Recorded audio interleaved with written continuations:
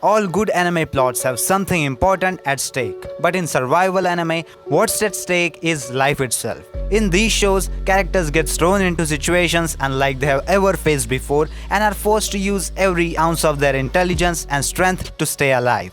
Some of the best survival anime takes place on Earth, while some takes place in space or some other world. Whether through a twisted game of elimination or trying to get out of a bizarre case of circumstances. Survival anime may be one of the most gripping genres you will ever watch. No matter what the situation is, these series push their characters to their absolute limit, creating tension and drama in the process.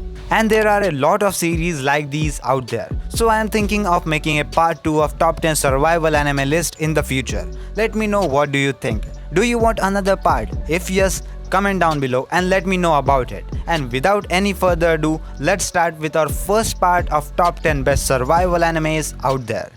On the 10th number, the anime name is Future Diary. Mirai Nikki or Future Diary is a brilliant mix of psychological thriller, action and romance anime. Yuki is a boy who gains the ability to read the future through his personal diary, which is awesome until he finds out that there are 11 other peoples who also have their own diary and they are his opponents in a competition to become a god. But that's not all bad. He happened to have someone to protect him. Now enters into scene is Gasai Yuno, a cute girl who goes to Yuki's school and she also has the future diary, and it turns out that she has a bit of crush on Yuki and also is an insane psychopathic stalker or yandere if you will. The story follows these two as they try to survive in the killing game they have been placed in. It explores how one's actions and willpower can change the future and how good people can go insane or do terrible things because of traumatic experiences. The pacing is fairly fast but not forced. Even when there's no intense action going on, you find yourself on the edge of your seat knowing that an enemy would pop up at any time. Mirai Nikki is a great and unique story and the characters are excellent, especially Yuno, who is one of the most unique characters I have ever seen in an anime. Mirai Nikki is certainly worth giving a shot. On the 9th number, the anime name is Terraformers. What I liked about Terraformers is the universe is much more developed as compared to the typical fare that action anime gives us. It's not a bunch of teenagers running around and saving the world, but people who have been chosen from a diversity of backgrounds tasked with collecting samples to cure a virus that has surfaced on Earth. Questionable scientific methods aside, the premise itself is interesting enough. Cockroaches were sent to Mars to perhaps make it suitable for human habitation in the future. They did not anticipate the species' remarkable ability to adapt. Now, in the 26th century, a lethal disease known as alien engine virus has arrived on Earth, and the cure is suspected to be found only on Mars. The problem is, Mars is in the present overrun by the creatures known as Terraformers, incredibly powerful and intelligent humanoid cockroaches that mutated from those originally sent to the planet.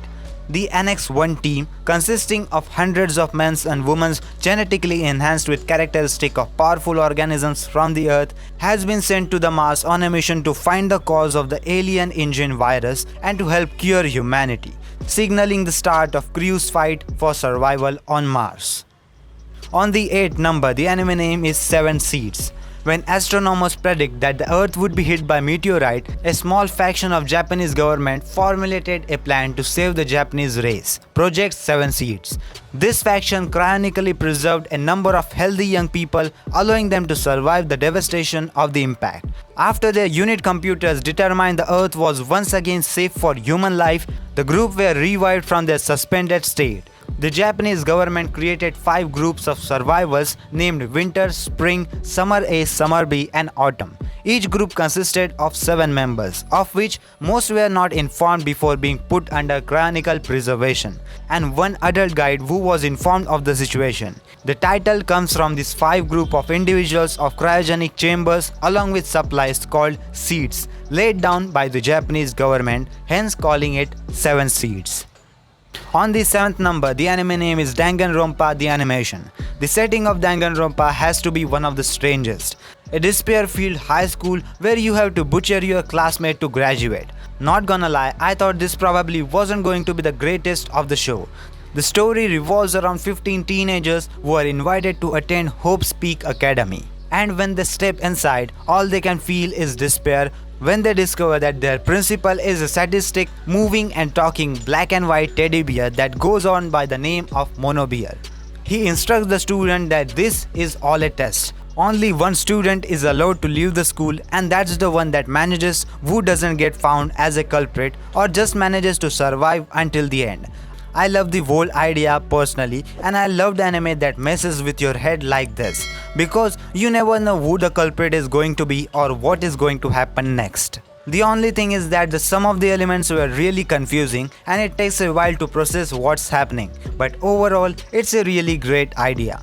Overall, I really enjoyed watching it. It really put me on the edge of my seat and gave me chills with all of its beautifully executed elements. On the 6th number, the anime name is Sword Art Online. The irony in the show is that the year in the anime which is shown is 2022, and the gamers have lined up on the launch day of Sword Art Online, a hotly anticipated MMORPG that lets player connect to an immense virtual reality world with special helmets called Nerve Gear. Kirito, our main character, is one of such gamers who is eager to jump back into the action, having spent a great deal of time as a beta tester and quickly becoming friends with newbie warrior Klein. But soon, Sword Art Online's 10,000 players discovers that not only are they unable to log out, but only way they can return to their physical bodies is by beating the 100 Devil Tower's final boss. And death in the game means death in real world. Now with no one else to turn to, Kirito and the other participants must survive the game as best as they can. Yes, it's a popular anime, yes, it has flaws, and no, it's not perfect. But at the very least, in my opinion, it is enjoyable. At the end of the day, I watch anime because I want something that will entertain me and keep me interested. And I feel like Sword Art Online did a good job to accomplish that. On the 5th number, the anime name is Batum. Batum is a survival horror themed anime series based off a manga of the same name. It doesn't take too long for the characters in the series to realize that their lives have changed forever. The series takes itself from the very beginning and presents a game scenario where in order to survive, you must kill 7 other people before they can kill you. It's survival of the fittest and it's everyone for themselves. The basis of the series is actually based off a game from anime series itself called as Batum. But now our 22-year-old main protagonist Ryota Sakamoto's life has been changed forever when he realizes that the new situation of his reality. In fact, he used to be a pro gamer from the game itself. However, his new life puts on an age between survival and death. The difference, it's real now. In other words, there's no pause button, no restart, no bonus lives. Now if you are dead, you are dead. The influence of the series seems to be based off a classic deserted island theme. Only this time, the island itself become like a battlefield for survival. And of course, series with themes like this aren't new, especially in today's anime industry. Series like Mirai Nikki, Deadman Wonderland and Gantz have all these themes where survival is absolute. But still, it provides with amazing thrill, horror and enjoyment for survival genre. On the 4th number, the anime name is Astra Lost in Space. Around 100 years down the line from now, we might have human colonies on habitable faraway planets and space travel might be commonplace. It seems like far-fetched now, but then again, who could have imagined the progress in technology humankind has made in the last half a century? While learning about different planets and galaxies, almost every kid might have had a fleeting dream about going into the space and experiencing what it may be like. Kanata no Astra or Astra Lost in Space is set in a time when the aforementioned things have become possible. Science has advanced so much that the teenagers are going to the other planets simply as a mundane school trip. A group of high schoolers from a futuristic world are visiting a nearby planet called Mekpa as a camp.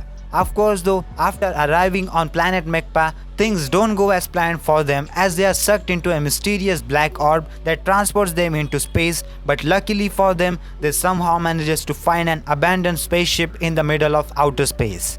The spaceship would then become their means of travel as they jump from one planet to another in hopes of surviving and getting back to their home planet together. On the 3rd number, the anime name is Made in Abyss. Made in Abyss is a perfect example of an adventure anime done right. When I first started watching it, it reminded me of the feeling you get when you jump into some beautiful looking open world RPG for the first time, as the world of Made in Abyss simply looks stunning.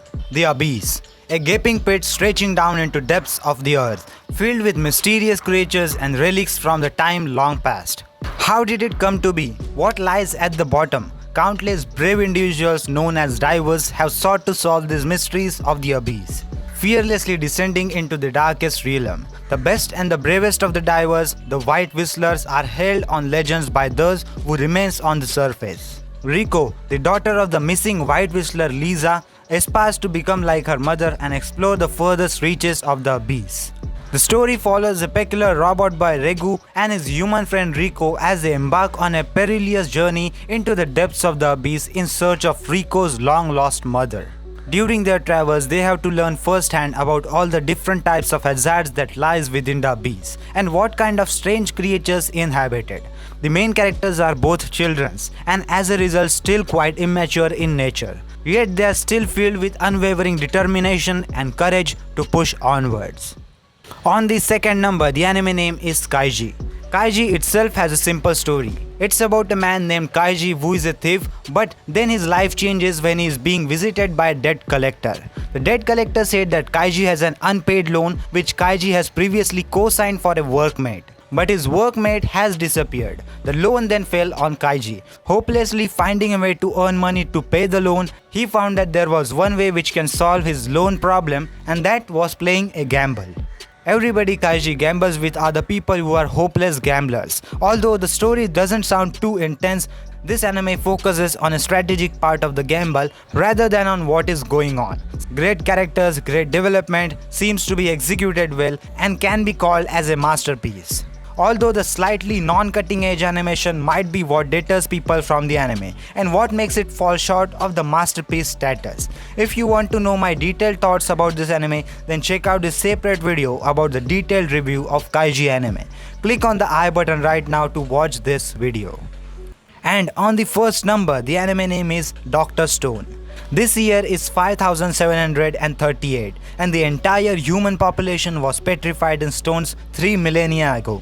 3000 years in the future, one kid awakens. He isn't your typical kid, he is Senku, and he is 10 billion% smarter than your average high school student. Now that civilization has regressed to the Stone Age, the world needs a hero. Senku embarks on a journey to rebuild civilization with his knowledge of science. First of all, if you are expecting a grand and supernatural story about reconstructing the 21st century within 24 episodes, you will be disappointed. I initially assumed this would be a dystopian action adventure, but it's not. This is an edutainment about science while giving a spice of survival. There's no doubt that Dr. Stone tries to be unique with its science, culture and storytelling. Every now and then, there's an anime that I find myself deeply indulged in with its creative ideas. This show proved itself to be refreshing, taking on the science fiction genre that 2019 needed.